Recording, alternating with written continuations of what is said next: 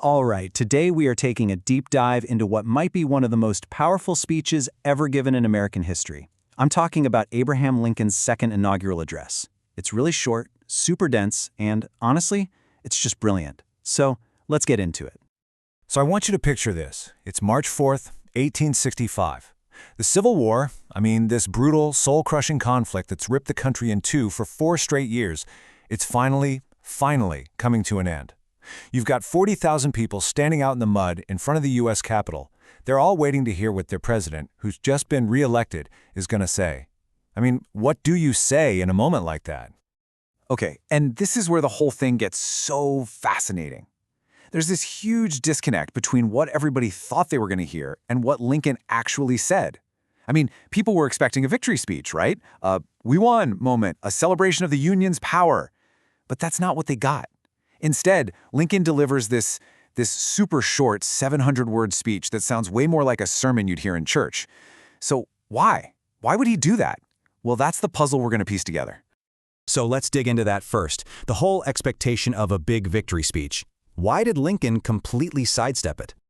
Well, Lincoln pretty much tells us why right at the start of the speech. He basically says, look, there's no need for me to give some long-winded talk about the war.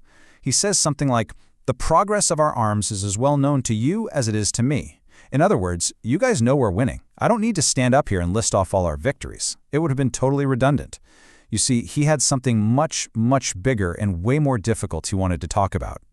So instead of talking about the victory that was right around the corner, Lincoln does something unexpected. He looks backward. He wants to get everyone on the same page about how this whole catastrophe, this disaster of a war, even started. And his take on it is, well, it's pretty surprising, mostly because he isn't pointing any fingers. He reminds everyone in that crowd, both from the North and the South, that 4 years ago, nobody really wanted this war. He says all dreaded it, all sought to avert it. And that is such a key move on his part. He's not opening with blame. He's starting from a place of common ground, a shared tragedy. He's saying we all tried to stop this from happening. And then he just lays out the trap they were all in with this incredible, perfectly balanced sentence. He says one side, the South, would literally start a war rather than let the country stay together. And the other side, the North, would accept that war rather than let the country fall apart. When you have two sides with non-negotiable positions like that, war isn't just possible, it's pretty much inevitable. And then he ends with those 3 chilling words, and the war came. It's so passive, almost like it was this force of nature that nobody could stop. It just arrived. But then Lincoln makes this hard turn. He shifts from how the war happened to why it happened. And this right here is where the speech goes from a political address to something else entirely. He starts to diagnose the country's sickness, and his diagnosis is simple. It's a national sin. And he does not beat around the bush. He says everyone, North and South, knew that this peculiar and powerful interest, and he's talking about slavery, of course, was, as he puts it, somehow the cause of the war. So he's just slicing right through all the other arguments, about states' rights or whatever, and getting straight to the moral and economic core of this whole conflict. And to really hammer home just how massive this interest was, he drops a bombshell of a statistic. 1/8. 1 out of every 8 people in the entire country was an enslaved person. Just let that sink in for a second. This was not some minor issue on the sidelines. No, this was baked into the very foundation of the American economy and its identity. And the injustice of it was just as foundational. Okay, and here is the absolute heart of the speech. Lincoln starts talking about the war in religious, theological terms. He calls American slavery the offense, as in an offense against God himself. And the war? The war is God finally deciding it's time to remove that offense. It's a divine punishment. And this part is so important, it's a punishment on the whole country, not just the South. Everybody's implicated.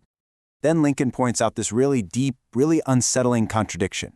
He says, both sides, North and South, they read the exact same Bible. They pray to the exact same God.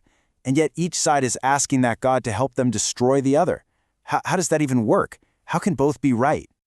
And with this next line, he just lands this devastating moral punch. Think about the imagery here. He's calling out the absolute hypocrisy of asking God for help while you are literally wringing your bread from the sweat of other men's faces. It's such a powerful and direct condemnation of the evil at the heart of slavery. And he keeps going, pulling another line straight from the Bible to build his argument. This idea of a woe. In the Bible, a woe is like a curse, a terrible suffering that comes as a punishment. So Lincoln is saying, look, the offense of slavery happened, and now the woe, the terrible price, has to be paid by the people who caused it. And then we get to what might be the single most stunning, most terrifying line in the entire speech. Lincoln suggests that there's a kind of divine justice, a perfect balancing of the scales. He says that for 250 years of slavery, every single drop of blood drawn by a master's whip has to be paid for with a drop of blood from a soldier's sword. He's saying that the unbelievable horror of the Civil War is the price. It's the direct payment for the generations of brutality that was American slavery. Okay, so after giving this absolutely brutal diagnosis, sin, punishment, divine justice, Lincoln doesn't just leave everyone there in despair. He immediately pivots to the prescription. He shows them the path forward, the way to start healing. And it starts with what are probably his most famous words ever. Let's just break it down. With malice toward none. Okay, that means no hatred, no desire for revenge. With charity for all. That's a call for deep compassion for everyone. And then, with firmness in the right as God gives us to see the right. Notice how humble that is. It's not because we're right. It's as God allows us to see what's right.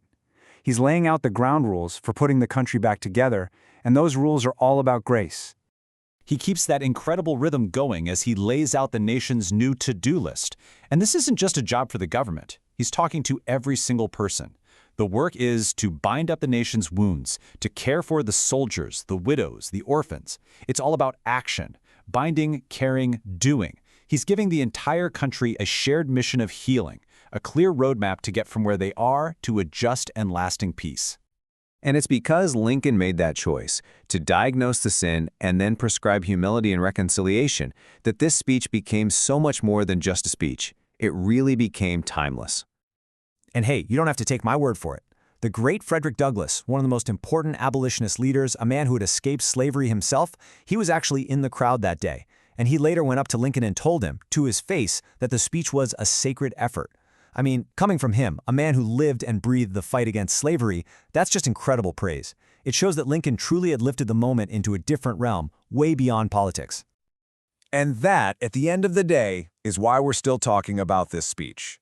Lincoln could have given a simple "we won" speech, and everyone would have cheered. But he refused. Instead, he held up a mirror to the entire country and forced it to take a long, hard look at itself. He made everyone confront the moral sickness that caused the war and see the whole thing as a shared punishment, a shared act of paying for a national sin. He took a political victory and turned it into a moment of deep, profound national soul-searching.